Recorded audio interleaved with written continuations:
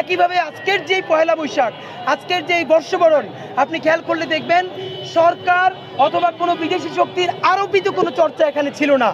এখানে আপামর জনসাধারণ একদম স্বতঃস্ফূর্তভাবে অংশগ্রহণ করেছে এবং এত বেশি আনন্দ করেছে যেটা আপনি দেখলেই বুঝবেন এটা স্বতঃস্ফূর্ত অংশগ্রহণ। আপনাদেরকে আমরা জানাতে চাই, মঙ্গল শোভাযাত্রাকে অনেকে বলছে যে নাম পরিবর্তন করা হয়েছে। তার আগে আমরা বলতে চাই, আনন্দ শোভাযাত্রাকে পরিবর্তন করে কারা মঙ্গল শোভাযাত্রা করলো? আমাদেরকে তারা জিজ্ঞেস করে যে মঙ্গল শোভাযাত্রার নাম কেন পরিবর্তন করা হয়েছে। তাদের কাছে আমরা জানতে চাই, মঙ্গল শোভাযাত্রার নাম কার নাম পরিবর্তন করে আনা হয়েছিল? সুতরাং বাংলাদেশের হিন্দু, মুসলিম, বৌদ্ধ, খ্রিস্টান আপামর জনসাধারণ মিলে আজকে যে প্রোগ্রাম করেছে, বিশেষ করে আপনারা দেখেছেন মাত্র আমরা ইনকিলাব মঞ্চের যে আমরা র্যালি করেছি, আনন্দ র্যালি, একদম শিশু থেকে শুরু করে বৃদ্ধ, নারী, পুরুষ সবাই আনন্দ করেছে। আমরা ধান নিয়ে এসেছি, প্রত্যেকটা প্রতীক নিয়ে এসেছি, আমরা এই টিএসসির মোড়ে সবাই মিলে নেচেছি, গেয়েছি। হাদি মারা যাওয়াতে আমাদের কিছুটা সুবিধাই হয়েছে।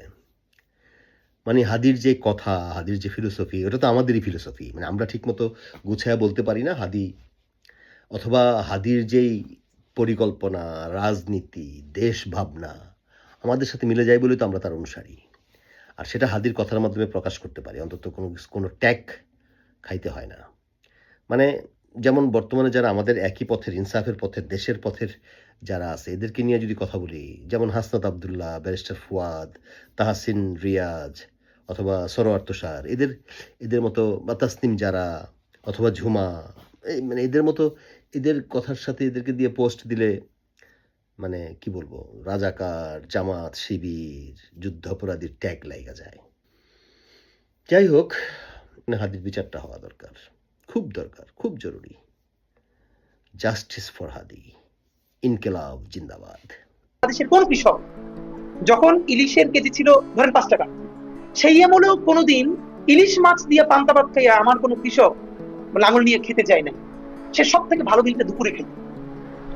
এরপর যদি একটু থাকতো, মুরব্বীর জন্য রাত্রিরে তুলে রাখতো, তাহলে সকালে সে কি খায়? সকালে সে পেঁয়াজ মরিচ দিয়ে খায়, আলু ভর্তা দিয়ে খায়, আর একটু সংগতি থাকলে একটা ডিম ভাজি করে খায়। তা আপনার পয়সা আছে, আপনি সারাদিন পান্তা ইলিশ খান, সমস্যা নাই।